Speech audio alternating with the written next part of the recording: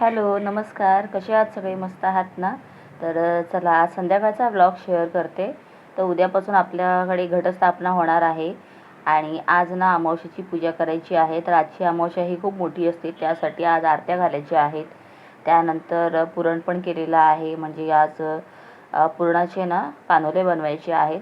तर थोडंसंच म्हणजे जेवढं नैवेद्यासाठी लागणार आहे ना त्या प्रकारेच मी करणार आहे. कारण आता संध्याकाळी क्लासहून आल्यानंतर मला 6:30 वाजले घरी यायला.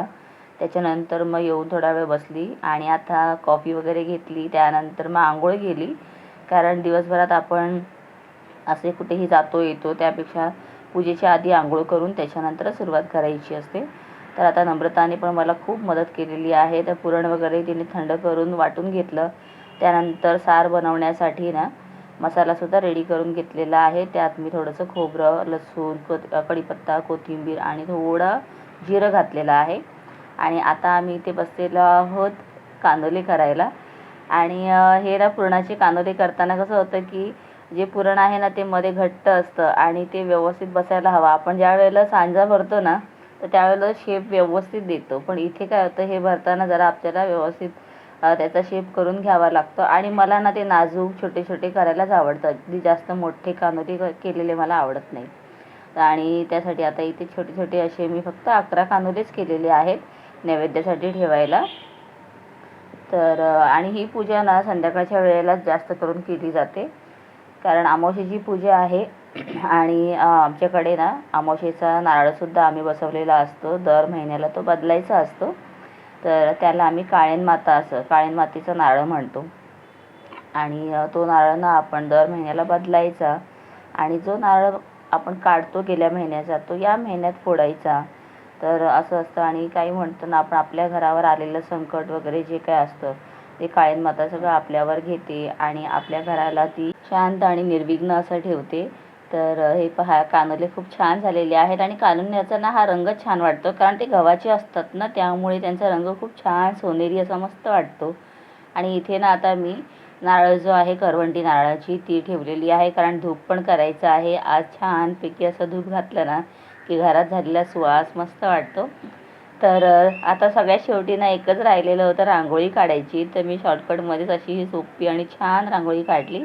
आणि ही रांगोळी काढून उभी राहिल्यानंतर मला एवढं छान वाटलं ना, मला ही रांगोळी खूप आवडली. आणि पहिल्यांदाच असं मी जरा डिझाईन वेगळी काढलेली होती.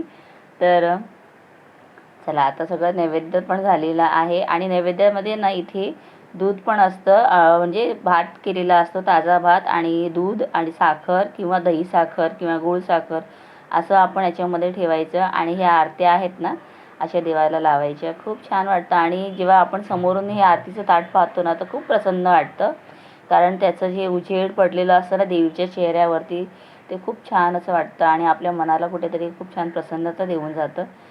जेव्हा कधी ना लहान मुलं वगैरे कोणी आपल्याकडे पहिल्यांदा येतं किंवा मोठंही कोणी पहिल्यांदा घरी येतं ना आणि घरी जर काळेन माता असेल तर मग काळेन मातेकडे ना काही अशी दक्षिणा म्हणून ठेवतात. कारण काही वेळेला असं होतं की म्हणतात की काळेन माता लागते आणि त्रास होतो. आणि तसे अनुभवसुद्धा आम्ही घेतलेले आहेत की कोणी आलं आणि अचानक मग त्यांचा कॉल वगैरे येतो की नाही, काळेन मातेकडे तुम्ही पैसे ठेवा किंवा काही आणून ठेवा, म्हणजे केळी वगैरे आणून ठेवा किंवा नारळ फोडा, कारण जे मूल आहे ना ते रात्रभर खूप रडत होतं. मग अशा गोष्टींमध्ये ना आपल्याला खूप विश्वास होतो की खरंच आपण ह्या सगळ्या गोष्टी अनुभवाने करतो. आणि मला देवांवरती विश्वास आहे.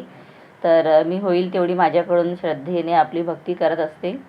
तर तुम्हाला आजचा व्लॉग माझा कसा वाटलेला आहे मला कमेंट करून नक्की तुम्ही सांगा. आणि तुम्हाला कसं वाटतं देवाबद्दलचा विश्वास मला ते सुद्धा कमेंट करून सांगा. तर सगळी पूजा होईपर्यंत इथे मला 9, 9:15 झाले, पण सगळं व्यवस्थित नीटसर झालं ना त्याचं एक समाधान असतं. तर चला फ्रेंड्स, मी भेटते पुन्हा येणाऱ्या पुढच्या ब्लॉगमध्ये. तर हा छोटासा ब्लॉग तुम्हाला कसा वाटला मला कमेंट करून सांगा. आणि आपण भेटूया अशाच मस्त येणाऱ्या ब्लॉगमध्ये. तर मोठे ब्लॉग करायला तेवढा वेळ ना मॅनेज होत नाही आहे, तर मी शॉर्ट्स व्हिडिओ अपलोड करते, तर ते पण नक्की पहा. Bye bye.